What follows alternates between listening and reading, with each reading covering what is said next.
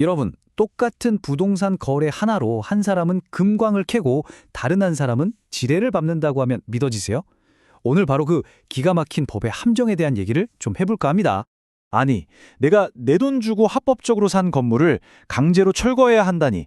이게 대체 무슨 소릴까요? 정말 충격적이죠? 바로 이 믿기 힘든 일이 어떻게 가능한지 오늘 이야기의 진짜 핵심입니다. 말 그대로 동전의 양면 같은 이야기예요. 한쪽은 엄청난 기회를 잡은 승자, 다른 쪽은 모든 걸 잃어버린 패자. 정말 어떻게 하나의 거래에서 이렇게 극단적인 결과가 나올 수 있는지 지금부터 그 과정을 한번 쭉 따라가 보시죠. 자, 그럼 이 운명을 갈라놓은 거래, 그 시작으로 한번 돌아가 볼게요. 도대체 누가 등장하고 또 어떤 순서로 일이 진행됐길래 이런 무서운 함정이 만들어진 걸까요? 자, 흐름을 한번 보세요. 1단계, 판매자 A가 땅이랑 아직 등기 안 된 건물을 구매자 B한테 팔아요. 여기까지는 뭐 평범한 거래처럼 보이죠? 그런데 바로 2단계에서 결정적인 실수가 터집니다. B가 토지만 등기하고 건물은 그냥 놔둔 거예요. 그리고 3단계, 등기된 그 땅을 담보로 대출을 받습니다. 결국 어떻게 됐을까요? 4단계, 이 대출금을 못 갚아서 땅이 경매로 넘어가고 아주 영리한 투자자 C가 이 땅을 텁썩 낙찰받아버립니다. 바로 이 순간입니다.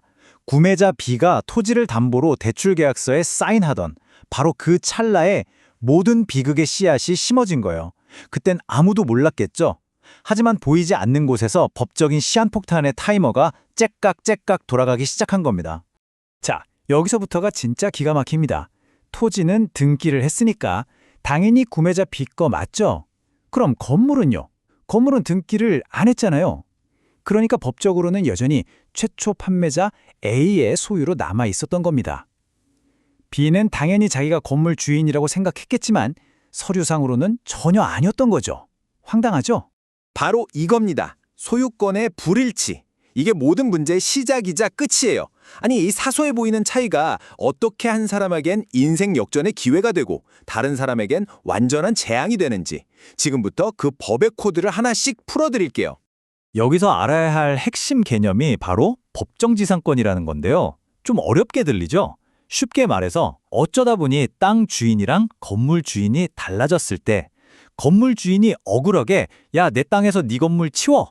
이렇게 쫓겨나지 않도록 법이 만들어준 일종의 보호막, 세이프존 같은 거라고 생각하시면 돼요. 자, 이 보호막이 작동하려면 몇 가지 조건이 딱 맞아야 하는데요. 한번 따져볼까요? 첫째, 땅 위에 건물이 있어야 한다. 이건 통과. 둘째, 땅에 저당권이 설정되어 있어야 한다. 이것도 통과.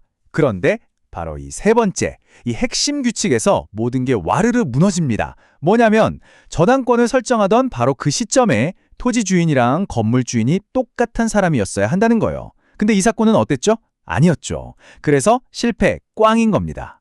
네, 바로 이거예요. 구매자 B가 대출받을 때 땅 주인은 B였고 건물 주인은 등기를 안 했으니 서류상으로는 A였잖아요. 주인이 달랐던 거예요. 진짜 이 간단한 불일치 하나 때문에 그 건물을 지켜줄 수 있었던 모든 법적인 보호막이 그냥 한순간에 사라져버린 겁니다.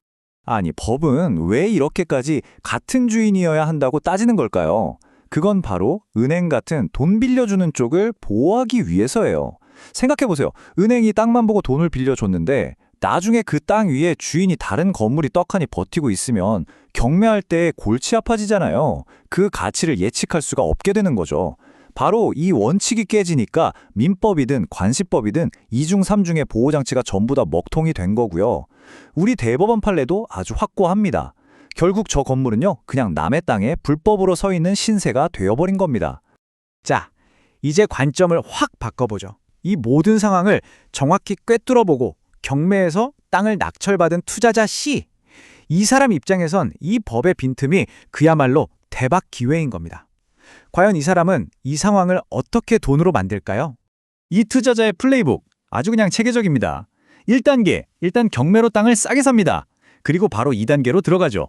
법적인 건물 주인, 그러니까 최초 판매자 A한테 당신 건물 철거하시오 소송을 겁니다. 여기서 끝이 아니에요.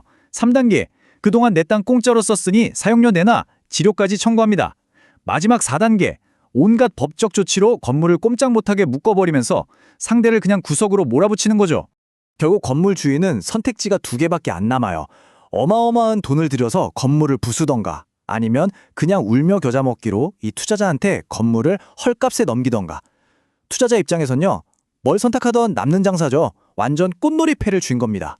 자, 이제 다시 비운의 구매자 B 이야기로 돌아보죠. 그깟 등기 하나 안 했다고 도대체 얼마나 끔찍한 결과를 맞이하게 된 걸까요? 구매자 B가 어떻게 무너지는지 한번 보세요. 일단 대출 때문에 그나마 있던 땅도 경매로 날아가죠. 근데 이게 끝이 아니었어요. 이번엔 땅을 사간 투자자한테서 당신이 돈 주고 산 그 건물 철거하라 라는 소송까지 당합니다. 결국 돈은 돈대로 다 쓰고 건물은 건물대로 아무 권리도 주장 못하고 그냥 사라질 위기에 처한 거예요. 모든 게 한순간에 물거품이 된 거죠. 이런 상황을 딱 한마디로 표현하는 말이 있죠. 바로 막다른 골목. 정말 더 이상 도망갈 곳도 해결할 방법도 없는 완벽한 궁지에 몰려버린 겁니다. 그렇다면 이 모든 비극을 막을 수 있었던, 그래서 우리가 정말 반드시 기억해야 할 단 하나의 황금률은 과연 무엇일까요?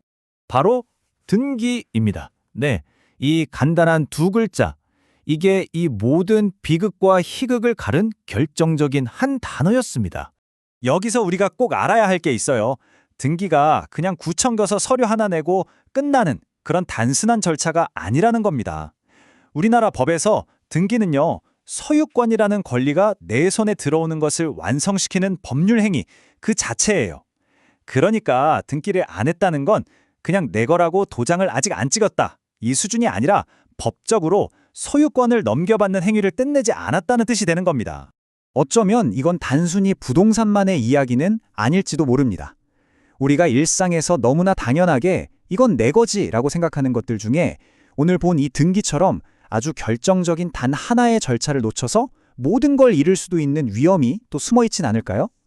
여러분의 삶에서 여러분의 소중한 것들을 지켜주는 등기는 과연 무엇인지 한 번쯤 생각해보게 만드는 이야기였습니다.